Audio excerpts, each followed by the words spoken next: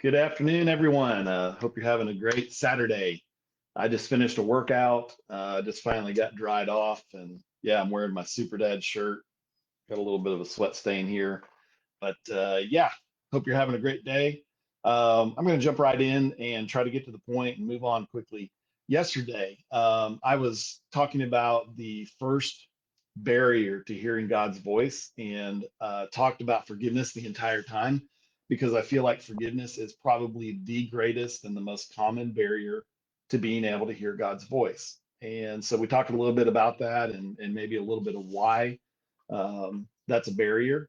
And of course, because I talked about it yesterday, forgiveness, the topic of forgiveness or unforgiveness has been everywhere I've turned today. Some of you know that I've been going through Dr. Carolyn Leaf's 21-day brain detox, or it's now called Switch.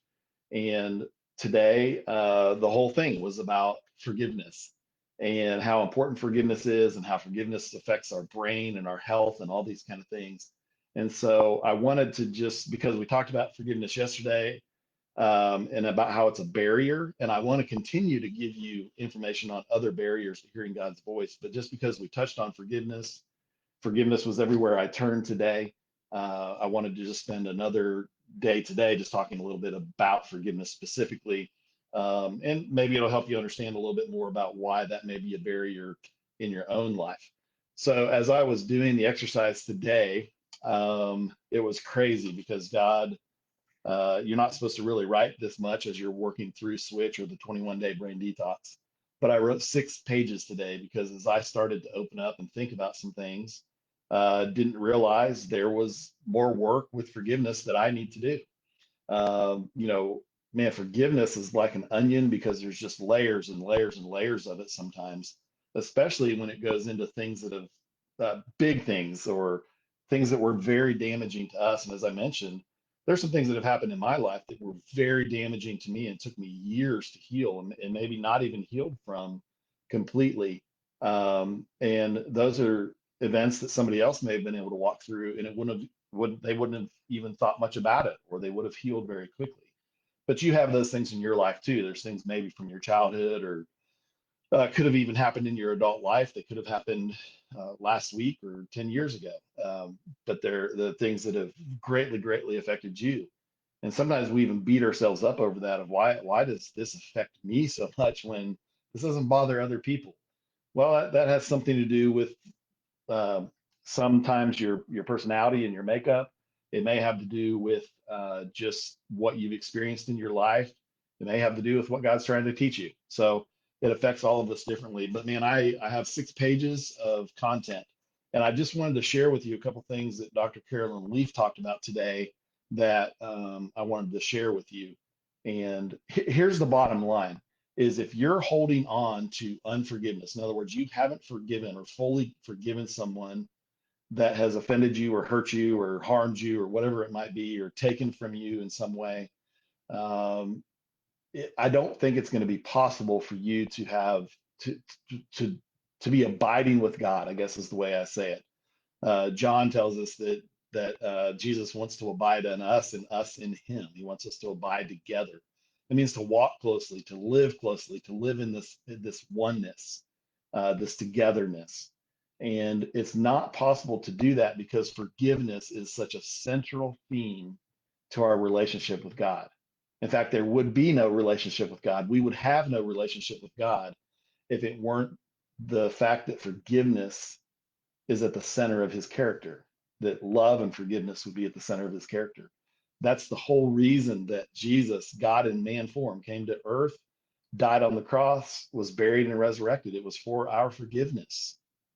And if we can't see the huge and tremendous forgiveness that we've received, if we can't see the great debt that was forgiven on our part, and then be able to turn around and share that same kind of forgiveness or give that same kind of forgiveness to people that have offenses that are much less than maybe what we've done in our life, then we're not reflecting the love of God. So I'm not questioning your relationship with God, but I am questioning your fellowship with God or your ability to abide with Him or to walk closely with Him.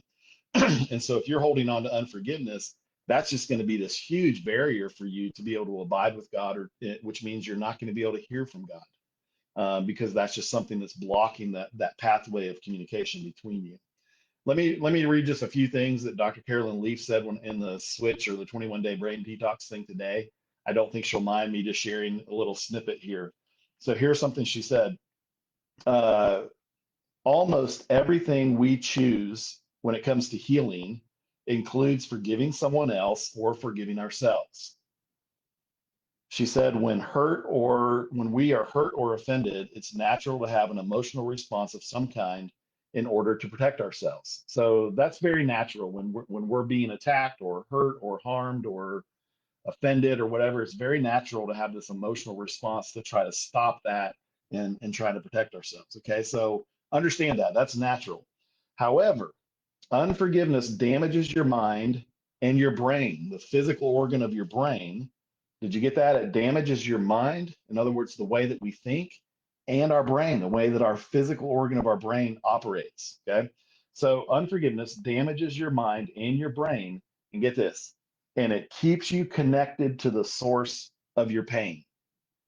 True healing comes from forgiveness, which cannot take place if you're holding on to past grievances. Did you get that? True healing comes from forgiveness, which cannot take place if you're holding on to past grievances. Okay. So I love that, where'd it go? Yeah, so here's a little rhyme. Unforgiveness damages your mind and your brain and keeps you connected to the source of your pain. Unforgiveness damages your mind and your brain and keeps you connected to the to the source of your pain. That's a little rhyme that maybe you can remember. I don't think she intended that to be a rhyme, but it is. Okay. And then down here later, she said, when you forgive, um,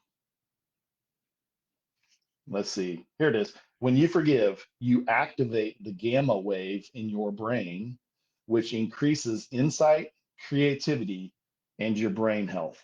So she's beginning to get into the neurophysical response that our body has to unforgiveness or to forgiveness.